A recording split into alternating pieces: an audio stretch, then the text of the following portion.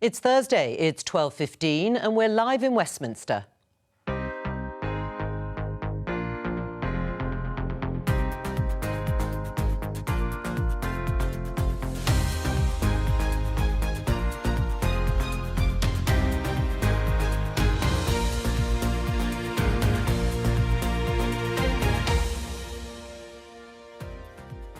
Joining me today, Conservative MP and Commons Liaison Committee Chair Sir Bernard Jenkin, Liberal Democrat MP Munira Wilson, Ellie Mae O'Hagan, Director of Class think tank, which describes itself as a centre for left debate and discussion, and the writer, commentator and spiked columnist Ella Whelan.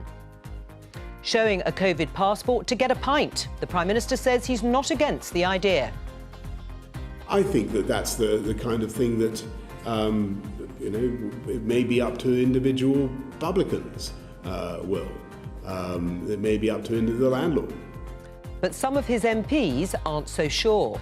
I think that there are a lot of practical, ethical and moral issues with this. It's not actually a very good idea at all. Monsieur? No? As a third wave sweeps the continent, should the UK share its vaccines? And do stop me if you need to crack on. Do tell us. What's his name? We've been asked to do it during the pandemic, but should we have the right to work from home in the future?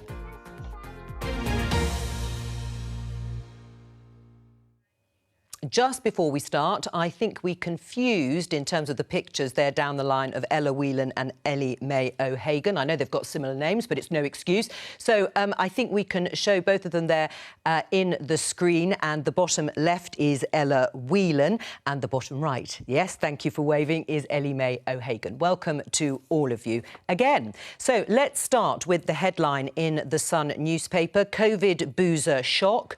No jab, no pint. My question to you, first of all, Bernard, you were there at the Liaison Committee. You're the chair of that committee, talking to the Prime Minister. What did you make of what he said?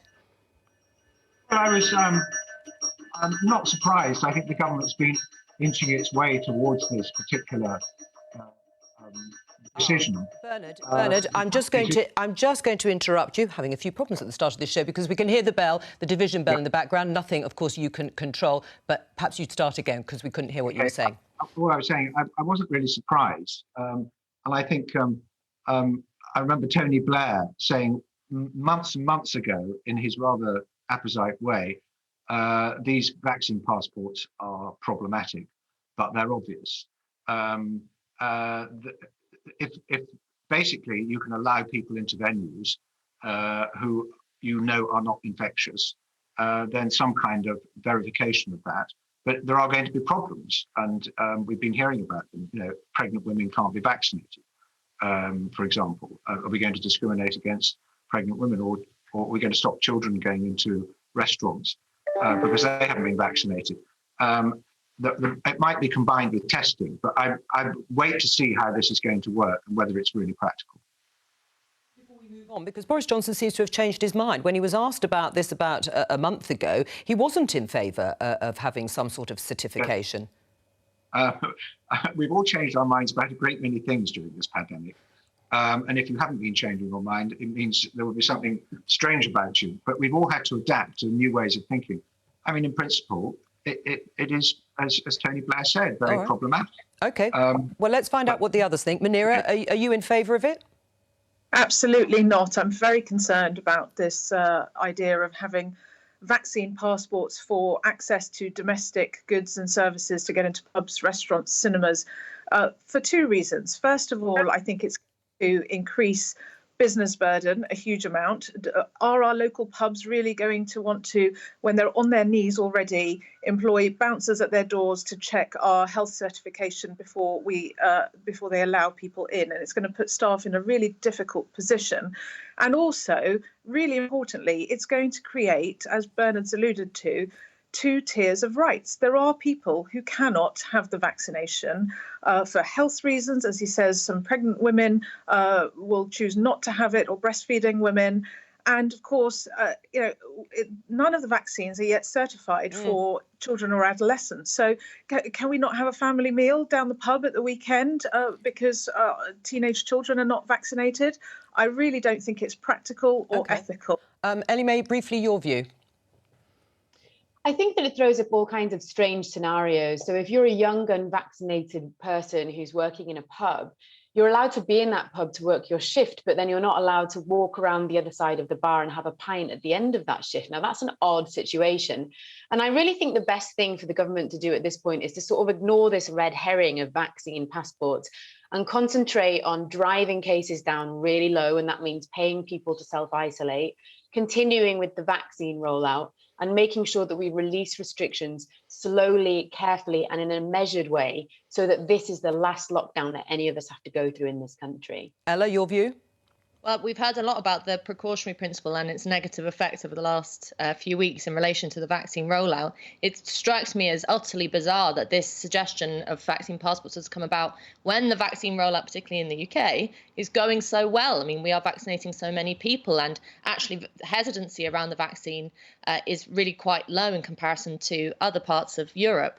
And so why throw a spanner in the works about this now? I mean, I know that vaccine passport is perhaps some people think of it as a practical way to get out and get back into society and get doing the things we love, whether it be, going out, going to the pub or going to the cinema or whatever it is.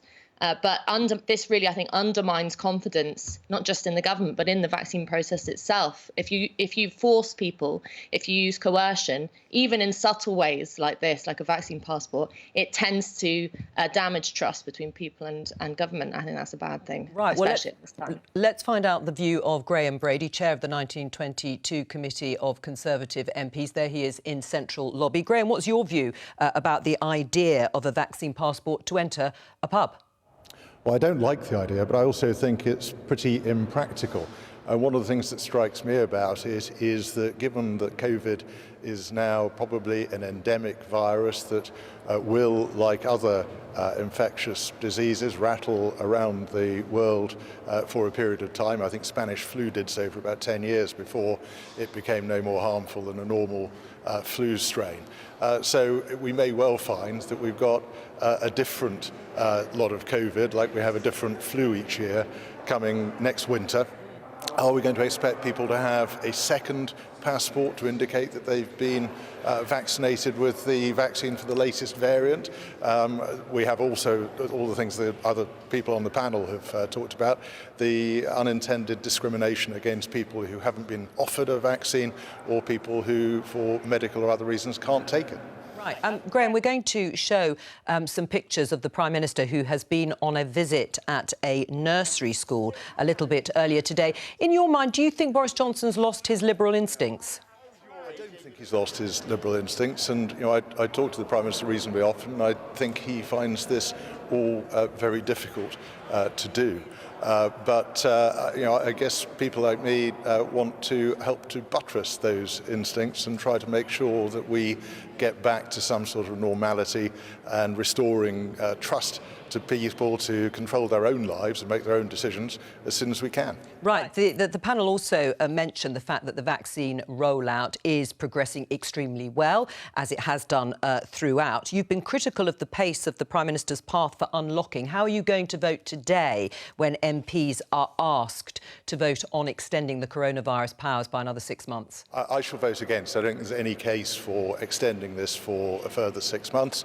It goes beyond what the Prime Minister's very slow roadmap predicts for getting rid of restrictions. We have to remember, Joe, that these powers were given by Parliament to government last March as a very temporary set of extreme emergency measures. Nobody then envisaged that they would still be in place a year later, still be in use 18 months on. So I think we need to be very cautious about the dangers of normalising what is actually a very extreme policy response. We need to keep control of this and make sure we don't see a permanent transfer of these kind of powers to government. Right. How many of your colleagues will be joining you, do you think? I've no idea. It's a matter for them. But with the opposition supporting the government, I've no doubt the government will get the powers. But I think it's important that we make the case for a return to normality, make the case for trusting people with their own lives. Right. Bernard, listening to that, is Graham right or wrong? Well, I think Graham's wrong. I mean, I share his concern that, if we were going to have these restrictions for another 6 months, that would be very bad. And I don't think the government is intending to do that. They've made it absolutely clear they're not. But I think an extension of some restrictions are necessary. If we were simply going to open up at the end of April, we'd probably find ourselves in the same position as Israel was when they opened up after their second wave and were partly vaccinated, and their R number went well above 1, and they got into difficulties again. And I think there are only 2 countries that have opened up after widespread vaccination or are opening up. That's us and Israel. Well, Graham's shaking his head listening to you. Why, Graham? I'm shaking my head precisely because of the success of the vaccination programme, the fact we vaccinated effectively all of the most vulnerable people, the fact that we're getting through the whole adult population by the summer. This really ought to give people some self-confidence and some sense of security that they are being protected. And there's got to be a payoff for that. We've got to be able to give people their freedom back when they're protected from serious illness by the vaccine. Bernard? Well, we're all in favour of opening up. The question is how quickly we open up. And the government's got itself slightly tied in knots by setting out a series of dates, which it says is not going to alter. But the data points in that direction at the moment. And so long as the data points in that direction, I will support the government's roadmap as it stands. And the idea that we open up blind without the experience of opening up that's already occurred. So we've sent the schools back. We need to wait and see what effect that has on the spread. And bear in mind, there are still about 3.5 million people over the age of 50 who have not been vaccinated. There are large numbers of ethnic minorities who have not accepted the vaccination. There are people working in old people's homes who have not accepted the vaccinations. And the vaccinations do not provide 100% guarantee of protection from the disease, particularly after a whole lot of people have only had 1 dose of the vaccine.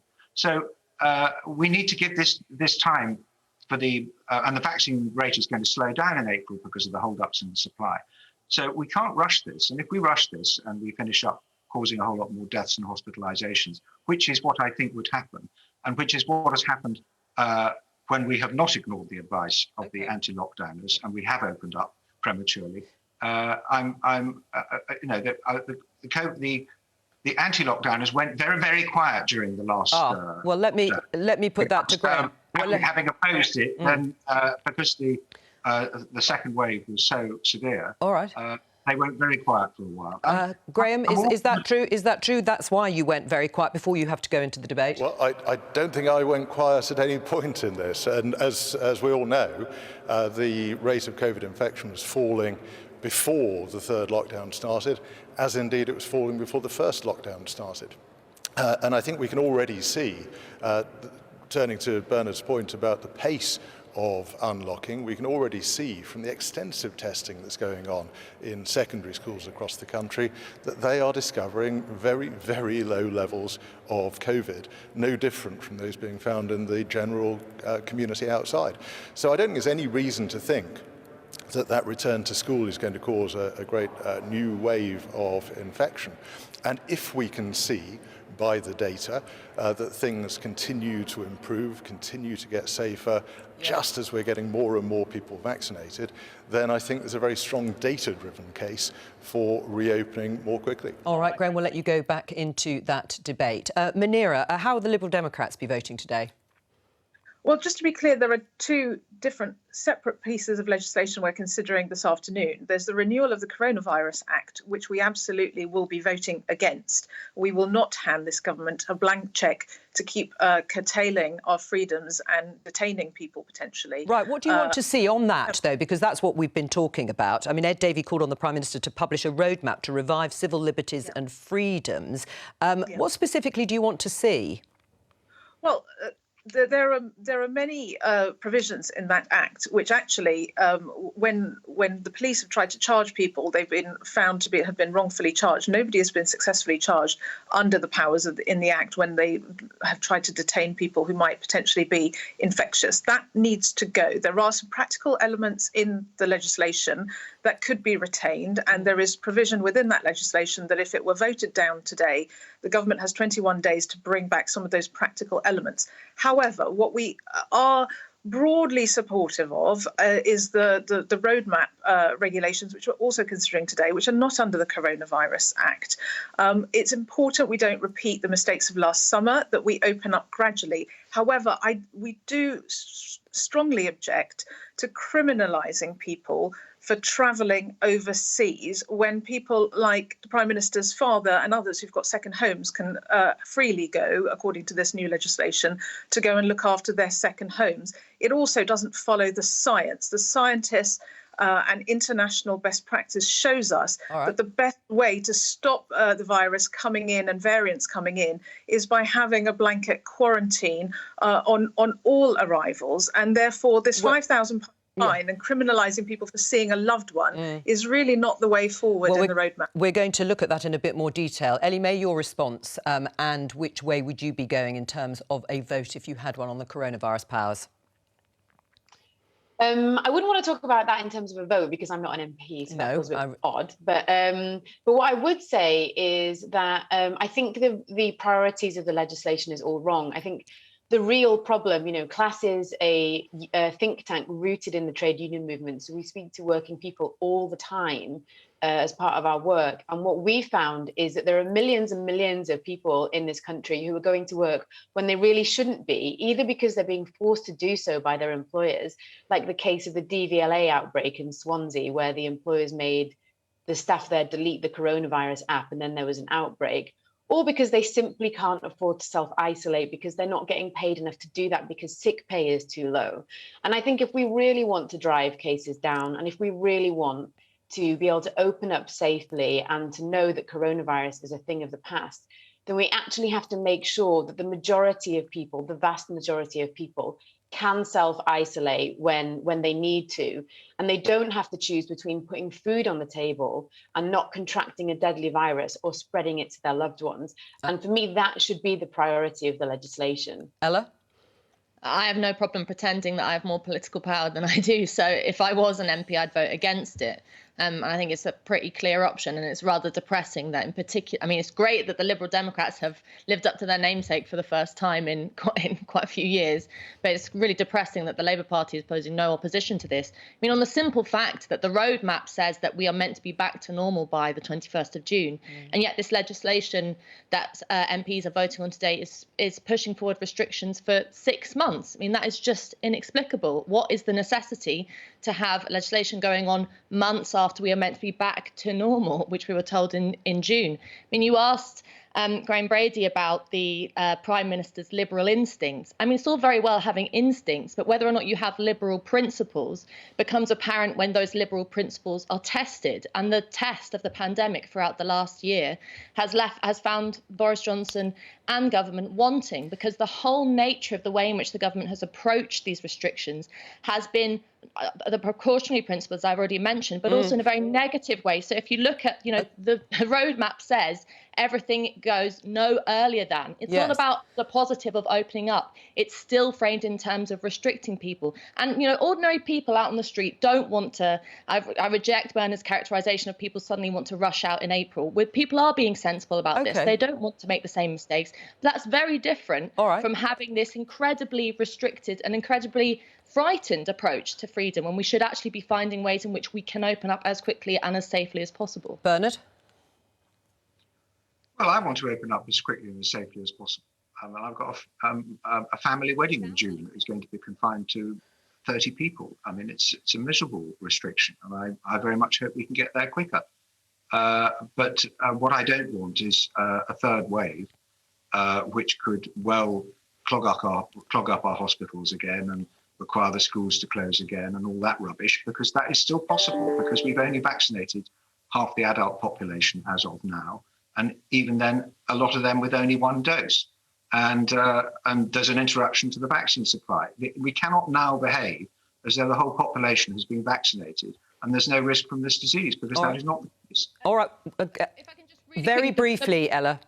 Yeah, because the main point in this is we are in a different. I mean, Bernard's mentioned the situation we were in around Christmas or even around summer when previous waves happened. We are in a it's important to point that we are in a very different situation now because of the vaccine. The government's to have its back clapped and celebrated because of that. That is a different position we're in, and that means that we can make different decisions. Well, today. on that note of vaccines, let's talk and move on to the tensions that have been bubbling under the surface, well, perhaps not just under the surface, between the EU and the UK over vaccine supplies. We can talk to Nick Beak, our correspondent in Brussels. Nick, what is the latest in terms of the EU obviously looking at tightening the rules on vaccine exports? Well, Joe, I think there's a feeling that disaster has been averted, because it was looking pretty bleak, actually, over the last few days. We heard the Commission yesterday come up with these very tightened proposals to restrict the exports of vaccines leaving European soil, the European mainland. And it's by no means clear what Europe's leaders, who are just starting a video call as we speak, the 27 leaders, what they'll do in terms of endorsing this, or maybe it's more likely they might just give a bland statement when it comes to this. But certainly the vaccination programme in mainland Europe has been very, very slow. Its suggestions 4 times as slow as the UK's rate. And so this is why it's top of the agenda today when the leaders talk. Right, but you say that there are signs of a rapprochement, perhaps. The joint statement last night, it wasn't that clear, but it did give an indication about wanting to share vaccines in the future. You're right, it wasn't clear at all, but I think it's probably the result of a lot of conversations. We know that Boris Johnson, for one, the Prime Minister, have been on the phone to various European leaders over the past week or so. And in terms of a rapprochement, whether there is some sort of, improving of the mood, that's certainly what people are hoping for. But I guess all of this is taking place in the shadow of Brexit, or certainly in the post-Brexit reality. And we know that relations between the two sides are pretty poor. So what exactly comes in the next few days, we wait and see. But certainly a very tough line from the Commission yesterday. But then when they were asked about how many millions of doses they think they'll be able to hold on to that will be able to remain in the EU as a result of these tightened measures, they weren't able to put a number on that. All right, Nick Beak, thank you very much. Well, let me just show our viewers the leading article in The Spectator and get your response, the panellists. Britain must help Europe fight a third wave. Bernard, on Monday, the Prime Minister warned that the UK wouldn't be immune to a third wave washing up onto our shores from continental Europe. Given the success of our vaccination, shouldn't we be more cooperative and give them more of our vaccines? Well, we have offered vaccines to EU countries. We offered vaccines to Ireland, and Ireland turned it down. They said they wanted to stick with the EU programme. If there's a shadow of Brexit over this whole debate, the shadow is over the EU and not us, because were we still in the EU, we'd be in the same mess that the EU is in. And thank goodness we're not. And yes, of course, we should want to help other countries. I mean, there are much less fortunate countries than the EU that probably need our help. But if we can unblock this argument and avoid, I mean, the EU is having this terrific row with AstraZeneca, which is ridiculous, really. If they had a legal case of contract against AstraZeneca, they would have used that to secure their vaccine supplies. All right, well, the fact is, they don't have a case. They don't have. Let me get Munira's. If they asked for our help, I'm sure we'd give it. But they haven't asked. They've just demanded and then threatened blockades, which I think is very unfortunate. There's a lot of blame going around in the EU because people can't see who is really accountable for the mess they're in. Munira? Well, as has often been said, nobody's safe until everyone is safe. So global and international cooperation on vaccines is absolutely critical. I'm deeply disappointed by the EU Commission's sort of protectionist stance on this. Equally, I don't think the Prime Minister's comments around greed has meant that we've had a successful vaccine programme are helpful. I'm encouraged by the fact that there are positive noises coming out of Brussels from the talks with London. What we need to be focused on is actually, rather than very wealthy countries who've already bought up vast amounts of vaccine supply, fighting over that. Actually, we've got millions of people in some of the poorest countries who haven't had a single vial of vaccine yet. And therefore, if we want to protect ourselves, we've got to work globally to make sure that everybody is protected. Ellie Mae, do you think the public here will support sharing vaccines before we've vaccinated the whole adult population? I'm not sure. I haven't seen any figures on that, but I do agree with the sentiment that we are all connected. And actually, we shouldn't see this as a case of Britain should get its vaccines first, because if Britain manages to get vaccinated and other countries aren't, they then could develop new variants that could evade our vaccine, and then would be in the same trouble all over again. And I think one thing that we've learned this year is how connected we are to one another and how connected we are to other countries. So it's not just a case of helping other countries to be generous, even though I think that is really important as well. It's also the case that we need to make sure that countries around the world are vaccinated so that there are no new variants, and that so then all of the progress that we have managed so far isn't undone by that. And I think that's really important. And I'd also add that, you know, you asked me what people think. Well, I think most people in this country have just lost a year of their lives, have just suffered terrible things. And more than anything, most people, whatever their politics, wherever they're from, want this pandemic to be over so we can go on and build something new in this country, something better.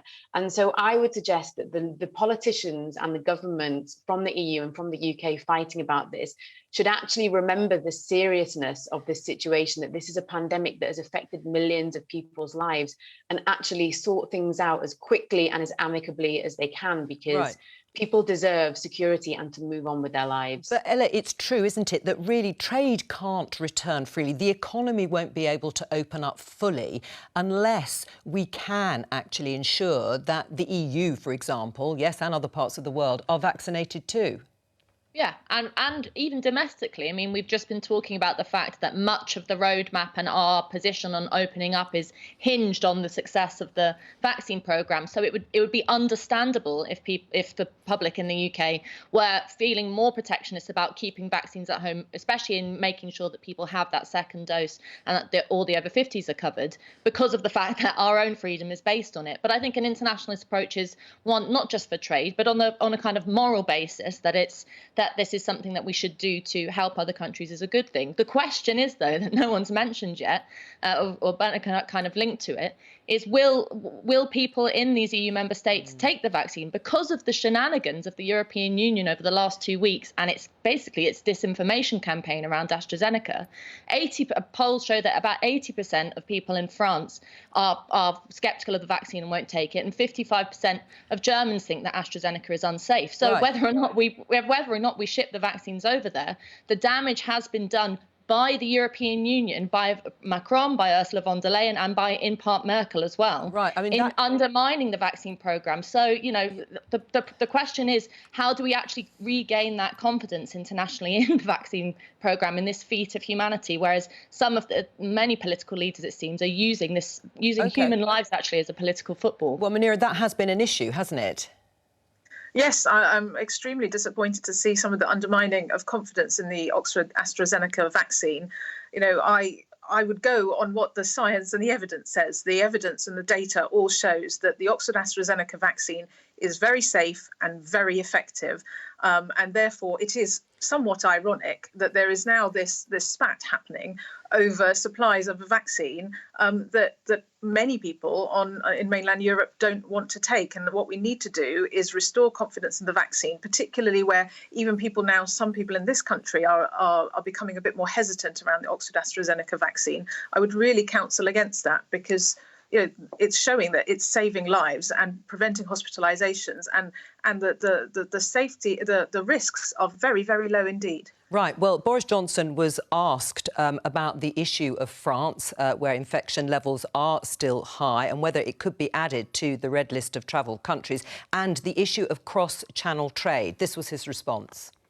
This country depends very largely for the food in our shops, for the medicines that we need, on that trade flowing smoothly. Now, we will take a decision, no matter how tough, to interrupt that trade and to interrupt those flows if we think that it is necessary to protect public health and to stop new variants coming in. And it may be that we have to do that very soon. Bernard, you were listening to that. Would that be the right thing to do? I think we've got to be ready to respond, depending on what the data is. I would like to see more testing of people coming through before we actually put them on a banned list. But it's going to be very disruptive of trade and prosperity and recovery if we have to basically blockade the channel ports. I think that would be very much a last resort. But our resilience against the infection coming from abroad, provided that we don't have a new variant that is resistant to vaccines, is to continue with our own vaccination program. Incidentally, Italy is sitting on 30 million doses of AstraZeneca vaccine. For them to be complaining they haven't got any vaccine is not correct. That they're not using the vaccine that they've got. Munira? Well, I was on the call with Professor Jonathan Van Tam the other day when he said he expressed his concerns that 86% of people coming in from France were exempted from any of the regulations we have around self-isolation and so on. And so first and foremost, and I think this came up at Liaison Committee yesterday, with all those hauliers coming in and out, because we are dependent on that cross-channel trade in terms of food and medicines, they absolutely should be tested the moment they arrive in the country. And subsequently, I was horrified when I checked the regulations around this. There is absolutely no testing whatsoever, either on arrival or on day 2 or day 8 for hauliers, where there are for some other professions. So that's first and foremost what we should have. But also, the quarantine policy we now have at our borders is very, very leaky. And we really risk squandering the gains of the vaccination programme and the sacrifices we've all made through lockdown. So I would like to see a blanket quarantine policy for all countries, because that is the only way we are going to prevent the UK finding itself in a third wave, having made all these gains that we have done. Bernard, you were nodding away in agreement at the beginning. Yeah, I think there's all very reasonable points, and there's a constant debate going on in the government about what measures should be applied and when. But there's no absolute truth to this. There isn't an instant, and it's very easy to sit in a studio and say the government should be doing this and that. I think I hope the government are taking more precautions against the borders, and I thought the Prime Minister was indicating he's got a very open mind towards that. Right, but I mean, it did sound like an effective blockade could be on the cards. Ella, what was your response to listening to the Prime Minister on that? Well, I mean, it's very hard to figure out what we've constantly told, in particular by the Prime Minister and the Chief Scientific Officer, that we have to follow the science. That's been the kind of mantra throughout the pandemic. And as the days of the pandemic go on, and as actually the threat of the emergency and threat of the virus lessens, you begin to realise what is quite blatantly political decisions and what are decisions that are made in the necessity of dealing with a deadly virus. And I think a lot of the kind of friction around this discussion about trade, and in particular the relationship between us and the European Union, for obvious reasons that Bernard's mentioned in relation to Brexit, there's I mentioned the term political football. I mean, there's a huge amount of political wrangling going on, which doesn't necessarily take into account the benefits and the effects on the citizens of those nation states. And I think we get stuck in a kind of short-termist approach to things like this. And there needs to be, I mean, Bernard says it's all very well and easy us sitting in a studio telling the government what to do. But you end up wanting to scream at the television when you watch the Prime Minister, or indeed watch debates in the House of Commons over this, because what it feels like is that the government isn't taking into account in a sufficient way the long-term effects of measures like this. So in the background of all of this is the longer we have blockades, the longer we have restrictions, the longer we have limits on the way in which normal life resumes, the worse the damage is to your average citizen, the worse the damage is to our lives and our futures. And taking into account the necessity of balancing risks, taking into account the necessity to be focused. In fact, I agree with Munira, which is, that we're spending all this time talking about what the Prime Minister did or didn't say in relation to pubs and vaccine passports, when a really basic thing, which is making sure that people who come into the country are tested, or even that, people who are coming in through Dover get the vaccination, that focus the attention intention there, rather than these sprawling legislation, coronavirus restrictions that are going to be put in place for 6 months? You've mentioned legislation. We're going to talk about a proposal that's been put forward about the right to work from home. Let me just show you the headline in The Times. Working from home and flexing hours will become the norm. Now, employees have a legal right to request flexible working, which could be working from home or changing your hours. Employers must handle the request in what's called a reasonable manner. Now, the government says they're looking at making flexible working a default position unless employers have a good reason not to allow it. It was also a commitment in the Conservative Party manifesto. Strengthening the right to flexible working, Ellie Mae, a good idea? As I mentioned earlier, CLASS is, we're a think tank based in the union movement. So we've actually been looking at this, and we're hoping to share some data at the end of April about how this has changed over the last year. And I think it has good points and bad points. So, you know, the positives of working from home is that you can have more control over your time. And for smaller organizations, it's useful because maybe you don't have to fork out for a big office, for example. But the negative side is that it's harder to organize within the workplace. So if your boss decides to cut the pay of everybody in the organization, you can't talk to each other. You can't talk together about how you might respond to that. You're more isolated. And also, and I'm sure many of the viewers watching this will have experienced this, that the line between work time and leisure time is much more blurred when your office is in your living room. So I suppose my answer would be I am in favour of it, but only if we have measures to make sure that work remains work, that employees are treated fairly. All right, well, let's pick up on some of the points. You're in favour of strengthening workers' rights, which is what the Conservative Party would say they are doing. Munira, what about what Ellie Mae O'Hagan is saying, that actually we could have a sort of two-tier workforce? Well, I think we have to embrace the fact that the way we work is going to be changed forever as a result of this pandemic.